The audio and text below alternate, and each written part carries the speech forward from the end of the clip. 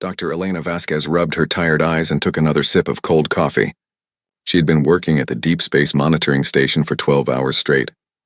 The station called Cerberus floated in the darkness beyond Pluto, far from Earth's warm sun. Her job was to listen for signals from other worlds. Most days she heard nothing but the quiet hum of space. But today was different. The computer made a soft beeping sound. Elena looked at her screen and saw something that made her heart race. A signal was coming from the direction of Proxima Centauri, the closest star to Earth's solar system. The signal was strong and clear. Too clear to be natural. Computer, analyze the signal, Elena said. The machine worked for several minutes. Then words appeared on the screen. Signal is artificial. Mathematical patterns detected. Possible intelligent origin.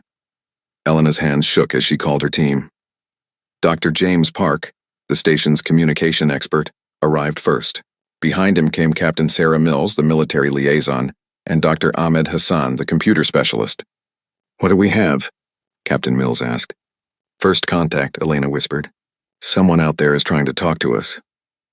The team worked through the night to decode the signal. At first they thought it might be mathematics or science, but as the computer translated more of the message, they realized something was wrong. Very wrong. The signal was not a greeting. It was a broadcast, and what they saw made them all feel sick. The screen showed creatures that looked almost human. They had 2 arms, 2 legs, and faces that showed fear and pain, but they were not human. Their skin was pale blue and their eyes were larger than human eyes. They were clearly intelligent. And they were dying. Standing over them were other creatures that looked like giant insects. They had 4 arms with sharp claws, black eyes like a fly, and mouths full of teeth. The insect creatures were hurting the blue-skinned beings. They were doing it slowly. They were enjoying it. "Turn it off," Captain Mills said, her voice tight with anger. "No, wait," Elena said. "We need to understand what we're seeing." The computer continued to translate the sounds coming from the signal.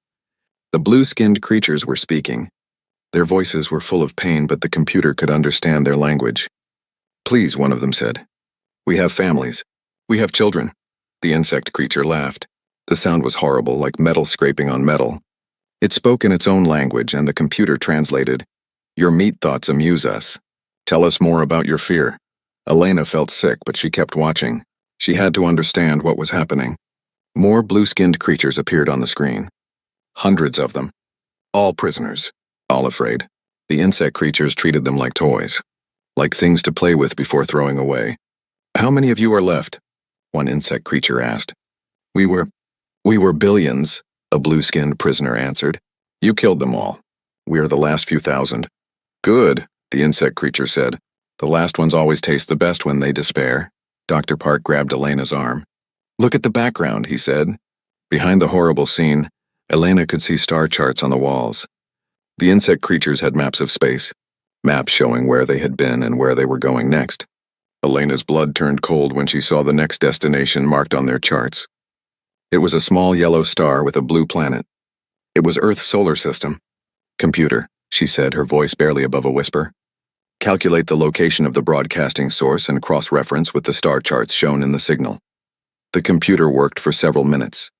Then it displayed a route through space. The insect creatures were not just broadcasting their torture for entertainment. They were announcing their next target. And they were already moving toward Earth. "How long until they reach our solar system?" Captain Mills asked. The computer calculated based on the movement patterns shown in the signal. Approximately 24 months at their current speed. The team sat in silence for a long moment. They were watching the destruction of an entire species, and they were watching the creatures responsible plan to do the same thing to humanity. Elena forced herself to keep watching the broadcast. She needed to learn everything she could about these monsters. The computer called them the Vorthak, based on what they called themselves. The Vorthak seemed to think this was normal. They talked about other worlds they had visited, other species they had destroyed. They had done this dozens of times before. To them, it was entertainment. Other intelligent beings were just things to hunt and hurt and kill for fun. "We should contact Earth immediately," Captain Mills said. "Not yet," Elena replied. "We need more information. We need to understand what we're dealing with." She continued to monitor the signal throughout the night. The Vorthak kept broadcasting their torture sessions. They seemed proud of their work. They wanted others to see what they could do. But Elena noticed something else in their conversations. The Vorthak had never met a species that fought back effectively. Every world they visited either tried to hide or tried to negotiate. None had ever hurt them badly enough to make them stop. The blue-skinned creatures, who called themselves the Zilani, had tried to surrender early. They offered the Vorthak their technology, their art, their resources, anything to make the killing stop. But the Vorthak were not interested in trade or treaties. They only wanted to cause suffering.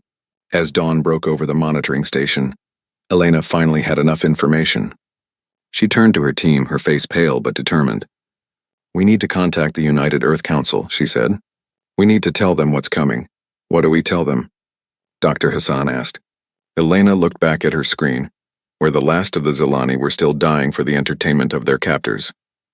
She thought about Earth's cities full of people who had no idea what was heading their way. She thought about her own daughter, sleeping safely in her bed on Mars Colony. "We tell them that monsters are real," she said quietly, "and they're coming for us." Captain Mills was already reaching for the communication console. "I'll send a priority message to Earth Command. Tell them to hurry," Elena said, still watching the screen. "The Vorthak think we'll be easy prey. They think we'll beg and cry and give up like all the others did." She paused, thinking about humanity's long history of war and struggle. She thought about how humans fought when they were truly threatened. The Vorthak had destroyed dozens of peaceful civilizations, but they had never faced a species like humanity. "Tell Earth Command something else," Elena added, her voice growing harder. "Tell them the Vorthak made a mistake. They shouldn't have let us see what they do to their victims. They shouldn't have given us time to prepare." As the signal continued to broadcast the final moments of the Zilani civilization, Elena began to plan. She would learn everything she could about the Vorthak, their technology, their tactics, their weaknesses, because somewhere in the back of her mind a dark thought was growing. The Vorthak thought they were the hunters. They thought humanity would be just another easy victim. They were about to learn how wrong they could be. The news from the Cerberus station reached Earth in less than 6 hours. Within 12 hours, every major government on Earth and in the colonies knew about the Vorthak. Within 24 hours, emergency sessions were being held in every capital city, from New Tokyo to Mars Central. Admiral Marcus Chen stood before the United Earth Council in Geneva, his uniform crisp and his face grim. Behind him, a large screen showed images from Elena's broadcast. The council members, representatives from every nation and colony, sat in shocked silence as they watched the final moments of the Zilani civilization. "As you can see," Admiral Chen said, his voice steady despite the horror on the screen, "we are dealing with a threat unlike anything humanity has ever faced. These creatures, the Vorthak, do not want our resources or our territory. They want to destroy us for entertainment." The president of the European Federation, Maria Santos, spoke first. "How certain are we that they're heading for Earth?" "Computer analysis of their star charts shows a 98.7% probability that our solar system is their next target," Chen replied. "They will reach the outer colonies in approximately 22 months. The room erupted in voices. Some council members demanded immediate military action. Others suggested trying to negotiate. A few even proposed abandoning the outer colonies and fortifying Earth itself. Admiral Chen raised his hand for silence. "Before we discuss options, you need to see more of what Dr. Vasquez has discovered." The screen changed to show intercepted Vorthak communications. The computer had been working around the clock to translate their language. What it found made everyone in the room feel sick. The Vorthak were not just random killers. They had a system. They had destroyed 47 civilizations over the past 300 years. Each time they followed the same pattern. Arrive with overwhelming force. Capture as many survivors as possible. Then slowly kill them while broadcasting the deaths across their empire. "They treat genocide like we treat sports," Chen explained. "Different Vorthak clans compete to see who can cause the most creative suffering. The broadcasts are watched by billions of their kind for entertainment." Dr. Vasquez appeared on the screen via video link from the Cerberus station. She looked tired, but her voice was clear and angry. "The worst part," she said, "is how they talk about us. They've been monitoring our broadcasts for decades. They know about our art, our music, our emotions, and they're excited about it." "Excited?" asked the Prime Minister of Australia. "They think humans will provide better entertainment than any species they've encountered before," Elena explained. "Our emotional range is wider than most aliens they've met. They expect to be able to torture us for decades before we all die." The council chamber fell silent. The representatives stared at the screen, trying to understand what they had just heard. Then something changed in the room. It was not something anyone could point to exactly, But the silence felt different. It felt dangerous. The Secretary General of the United Nations, David Kim, stood up slowly. His voice was quiet when he spoke, but everyone could hear the steel in it. "Dr. Vasquez," he said, "what do we know about Vorthak military capabilities?" Elena's image on the screen showed a slight smile. It was not a happy smile. "That's the interesting part, sir. They've never had to develop advanced military tactics. Every species they've encountered either surrendered immediately or was too weak to fight back effectively." "What does that mean?" asked the representative from Luna Colony. "It means they're not prepared for a real war," Admiral Chen answered. "They're used to hunting prey, not fighting predators." The change in the room was becoming more obvious now. The shock and fear were being replaced by something else, something colder and more focused. The president of Mars Colony, a former military officer named Robert Kane, stood up. His voice was calm, but his eyes were hard as steel. "Admiral Chen," he said, "what would you need to make these creatures regret ever hearing about humanity?" Chen smiled. It was the smile of a shark. "Give me 18 months and the full resources of human space, and I'll show them what happens when you threaten our children." Over the next few days, something unprecedented happened. Humanity began to unite in a way it never had before. Countries that had been enemies for centuries started sharing military technology. Corporations that had competed for decades began working together. Colonies that had demanded independence suddenly pledged their full support to Earth. Dr. Vasquez continued to monitor Vorthak communications from her station. What she found both encouraged and frightened her. The Vorthak were completely unprepared for organized resistance. Their military doctrine was simple: arrive with enough ships to overwhelm any defense, then hunt down survivors. They had never faced an enemy that prepared for their arrival or used advanced tactics. But they were not stupid. Their technology was advanced and their ships were powerful. They had weapons that could destroy planets and shields that could stop most attacks. What they lacked was experience fighting a real war. "They're like lions who have only ever hunted sheep," Elena explained to her team. "They're dangerous, but they've never had to fight wolves." Meanwhile, Admiral Chen was meeting with military leaders from across human space. The conversations were not about defense or evacuation. They were about something much darker. "We're not going to run," Chen told his assembled generals and admirals. "We're not going to hide. And we're not going to try to negotiate with monsters who torture children for fun." General Lisa Park, commander of Mars Defense Forces, nodded grimly. "What are you proposing, Admiral?" "Total war," Chen replied simply. "Not just against their invasion fleet, but against their entire civilization. We're going to hunt down every Vorthak in the galaxy and make sure they never threaten anyone again." The room was quiet for a moment. Then General Park smiled. It was not a pleasant smile. "Finally," she said, "a war worth fighting." Across human space, the greatest minds of the species began working on the problem of Vorthak extermination.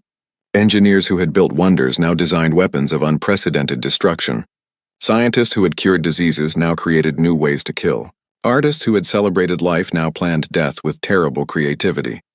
Dr. James Wright, humanity's foremost expert on military strategy, was given unlimited resources to study the problem. His conclusion was simple and terrifying. "The Vorthak think they're apex predators," he told Admiral Chen. "But they've never met humans. We're not prey animals. We're persistence hunters. We're pack hunters. And when something threatens our pack, we don't just kill it. We make sure it never threatens anyone ever again." As the months passed, something fundamental changed in human civilization. The same species that had created beautiful art and music and literature now focused all of its creativity on a single goal: the complete destruction of everything that called itself Vorthak. The Vorthak, meanwhile, continued their slow approach toward Earth's solar system. Their communications showed growing excitement as they got closer. They were planning the greatest entertainment event in their history. They expected humanity to provide decades of suffering for their amusement. They had no idea what was waiting for them in the darkness around a small blue world. They had no idea that humanity had spent months preparing for their arrival. And they had no idea that their victims had decided not to be victims anymore. The hunters were coming, but this time they were about to become the hunted. 18 months had passed since Elena first detected the Vorthak signal. The solar system had become the busiest construction zone in human history. Every shipyard from Mercury to Saturn was working at full capacity. But the ships they were building were unlike anything humanity had ever created before. Commander Sarah Lou floated in zero gravity inside the secret construction facility, hidden behind Jupiter's largest moon. Around her, thousands of workers put the finishing touches on the Ghost Fleet. These ships were humanity's secret weapon, and they were beautiful in a terrible way. "Status report," she said into her communicator. "All systems green, Commander," came the reply from Chief Engineer Martinez. "The stealth systems are working better than expected. Even our own sensors can barely detect them." Sarah smiled coldly. The Ghost Fleet was designed for one purpose: to kill Vorthak without being seen. Each ship was covered in technology that made it nearly invisible. They could move through space like shadows, striking without warning and disappearing before the enemy could respond. But stealth was only part of humanity's plan. On Mars, Dr. James Wright stood in front of the largest holographic display ever built. It showed the entire solar system in perfect detail, with thousands of red dots marking Vorthak positions and blue dots marking human forces. "Computer, run simulation 14847, he said. The display came alive with movement. Red dots representing the Vorthak fleet moved confidently toward Earth. They were not trying to hide or move carefully. They expected no real resistance. Then the blue dots began to move. What happened next was not a battle in the traditional sense. It was an execution. The blue dots surrounded the red ones from every direction, appearing from seemingly empty space. The red dots began disappearing one by one, unable to fight back against enemies they could not see. "Simulation complete," the computer announced. "Vorthak fleet eliminated with 0 human casualties." Wright nodded, but he was not satisfied. The simulation had run almost 15,000 times, and every time the result was the same: total victory for humanity. But Wright was not planning just one battle. He was planning the extermination of an entire species. "Computer, expand the simulation to include the Vorthak home system," he said. The display grew larger, showing star systems hundreds of light years away. Wright began moving pieces around the holographic map like a chess master planning the perfect game. Meanwhile, Dr. Vasquez had not been idle at her monitoring station. She had spent months learning everything possible about Vorthak culture and technology. What she had discovered was both encouraging and terrifying. "The good news," she explained to Admiral Chen during their daily briefing, "is that they're completely unprepared for real warfare. They have powerful weapons and strong shields, but their tactics are primitive." "And the bad news?" Chen asked. "They're not the only ones out there," Elena replied grimly. "I've detected broadcasts from at least 6 other similar species. The galaxy is full of predators who hunt intelligent life for entertainment." Chen was quiet for a moment, thinking. Then he smiled, and Elena felt a chill run down her spine. She had known the Admiral for years, but she had never seen him look so coldly determined. "Then we'll have to deal with all of them," he said simply. On Earth, the transformation of human society continued. Factories that had once made consumer goods now produced weapons and ships. Universities that had taught art and literature now focused on military engineering and xenobiology. Even children in schools were learning about space warfare and alien biology. But the most important changes were happening in the minds of humanity itself. The species that had once fought wars over territory and resources had found a new purpose. They were no longer fighting each other. They were preparing to become the galaxy's apex predator. Dr. Hassan, the computer specialist from Cerberus Station, had been reassigned to Earth's most classified project.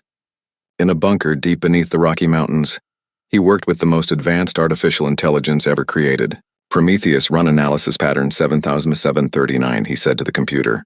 The AI, named after the Greek god who stole fire for humanity, had been designed for one purpose: to be better at warfare than any biological mind could ever be.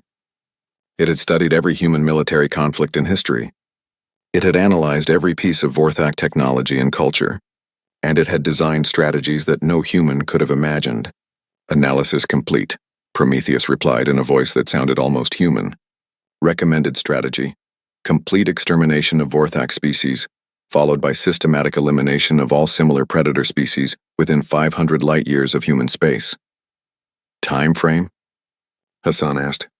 57 years for total completion, assuming no unexpected resistance." Hassan stared at the screen. The AI was proposing the deliberate extinction of multiple alien species. A year ago, he would have been horrified by such a suggestion. Now, after watching Vorthak broadcasts for months, he found himself nodding in agreement. "Begin Phase 1 preparations," he told the machine. As the Vorthak fleet drew closer to Earth's solar system, their communications became more excited. They had been monitoring human broadcasts and were pleased with what they saw. Humans showed a wide range of emotions, which would make their suffering more entertaining. Human art and music suggested they were creative, which meant they would probably beg in interesting ways before dying. The Vorthak had no idea that every one of their communications was being intercepted and analyzed. They did not know that humanity had spent months studying their technology and tactics. They could not imagine that their intended victims had spent over a year preparing for their arrival. Most importantly, they could not understand that humanity was no longer thinking like prey. Captain Mills, now promoted to general, stood on the bridge of the new Earth Defense Command Center. Around her, hundreds of officers monitored every aspect of human space. They tracked every Vorthak ship, analyzed every alien communication, and prepared for the most important battle in human history. General, her communications officer reported, "We're receiving a broadcast from the Vorthak fleet." "Put it on screen," Mills ordered. The main display showed a Vorthak commander, its insect-like face twisted in what might have been amusement. It spoke in its harsh metallic language, and the computer provided translation. "Humans of the small blue world," it said, "we are the Vorthak. We have come to harvest your suffering for our entertainment. Surrender now, and we will make your deaths last only a few decades. Resist, and we will make them last centuries." The bridge was silent for a moment. Then General Mills began to laugh. It was not a happy laugh. It was the laugh of a predator that had just seen easy prey walk into its trap. "Communications, open a channel to all human forces," she ordered. "Channel open, General." Mills looked directly into the camera, her eyes hard as steel. "All ships, all stations, all commands," she said.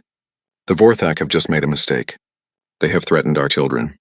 They have promised to torture our families. They have declared war on humanity." She paused, letting her words sink in across human space. "Show them what happens when prey animals decide to stop being prey." Across the solar system, the Ghost Fleet began to move. Invisible ships slipped through space like shadows, taking positions around the approaching Vorthak fleet.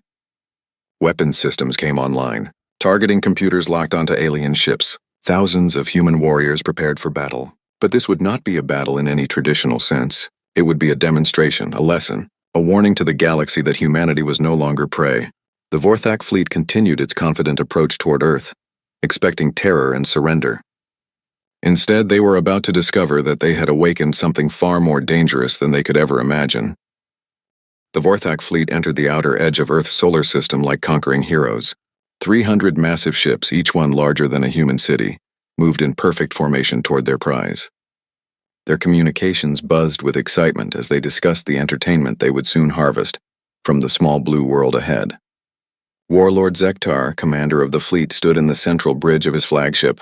His forearms gestured with pleasure as he watched the sensor displays show empty space around them. As expected, the humans were cowering on their planets, offering no resistance. "Begin long-range scanning of the inner planets," he ordered his crew.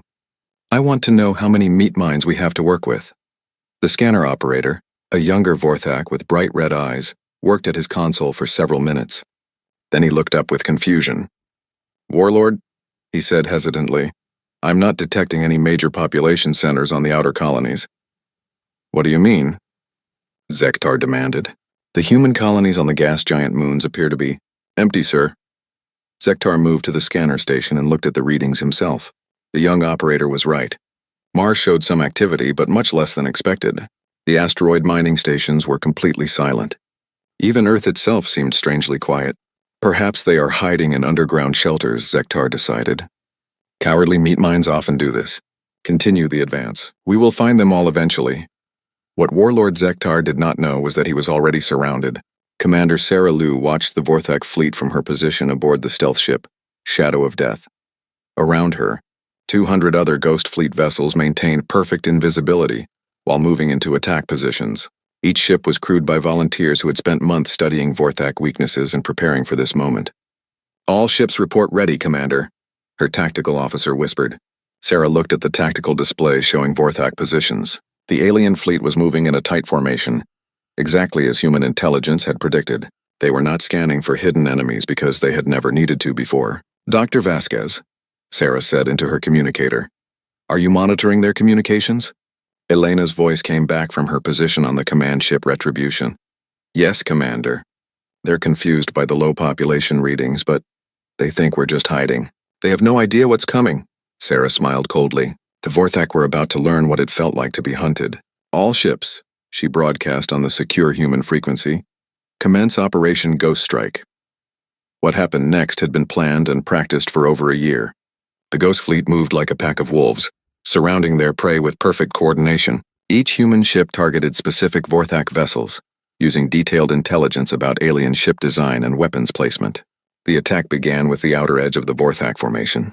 The first alien ship simply exploded. One moment it was cruising confidently through space, the next it was an expanding cloud of debris. The crew never knew what hit them. Then the second ship died. Then the third. On the Vorthak flagship, chaos erupted. "Report," Warlord Zektar screamed at his tactical officer. "Ships are being destroyed, but I cannot detect any attackers."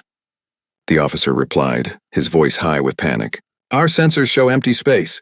More Vorthak ships exploded in brilliant flashes of light. The alien formation began to break apart as ships tried to maneuver away from an enemy they could not see. "All ships, return fire," Zektar ordered. The Vorthak fleet began shooting wildly into empty space.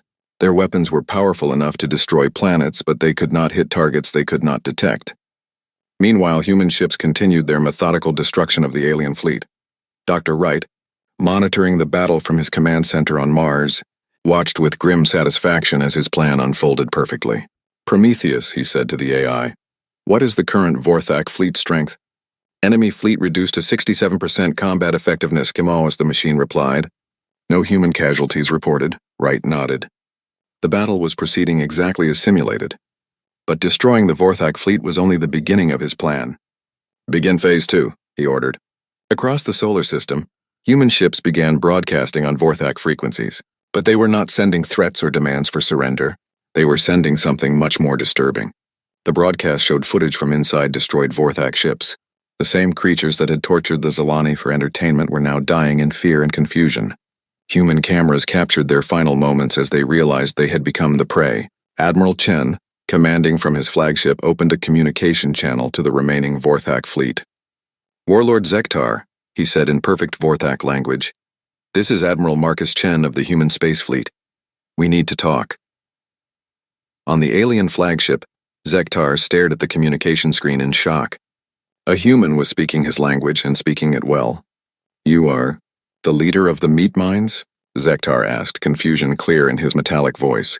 "I am the leader of the species you came here to torture and kill," Chen replied calmly. "How is that working out for you?" Around them, more Vorthak ships exploded as the Ghost Fleet continued its attack.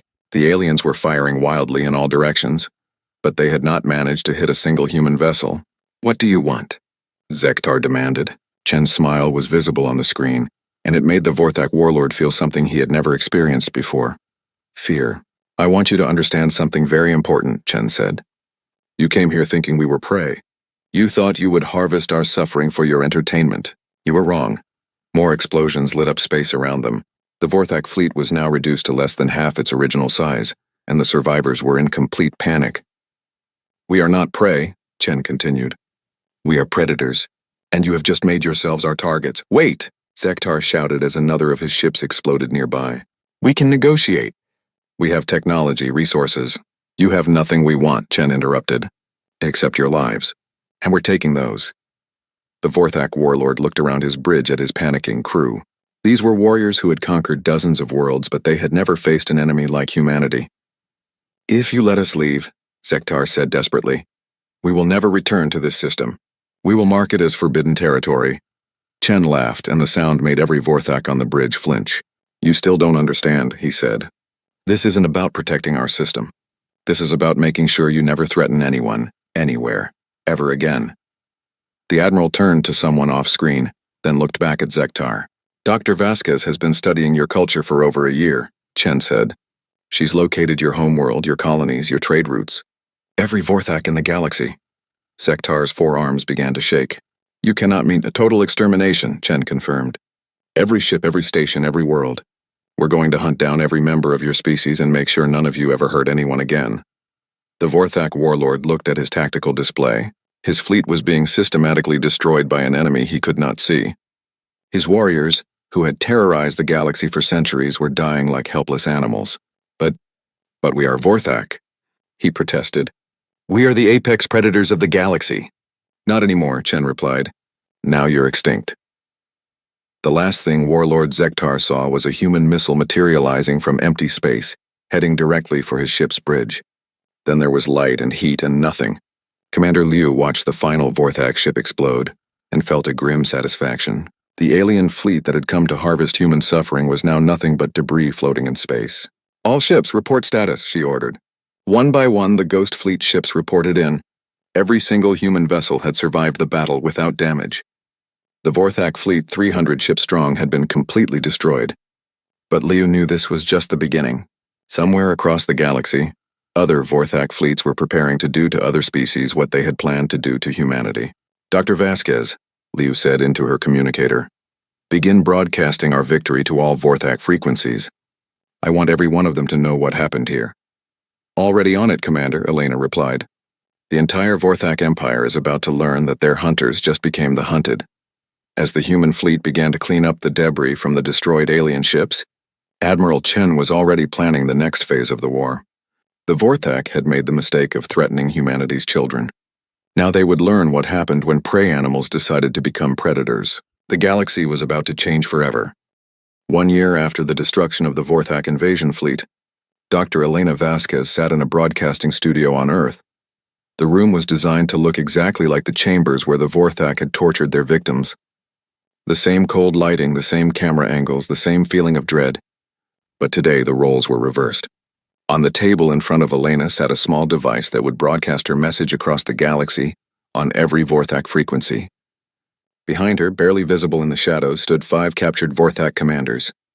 They were the survivors of various human raids on Vorthak outposts over the past year. Elena looked directly into the camera and began to speak in perfect Vorthak language. "Greetings to the Vorthak Empire," she said, her voice calm and cold.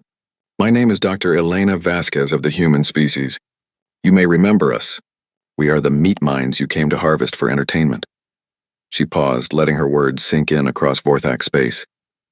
"I am here today to make an announcement. Your entertainment empire is over." Elena gestured to the prisoners behind her. "These are some of your former commanders. They led fleets that destroyed entire civilizations for your amusement. Today they are going to provide entertainment for a different audience. On the Vorthak homeworld of Vorthak Prime, billions of the insect-like creatures watched their screens in confusion and growing fear. Never before had their victims spoken to them directly. Never before had someone else controlled their broadcasts. High Commander Vexthak, leader of the entire Vorthak Empire, stared at his screen from his palace throne room. Around him, his advisors whispered in panic. "How are they broadcasting on our frequencies?"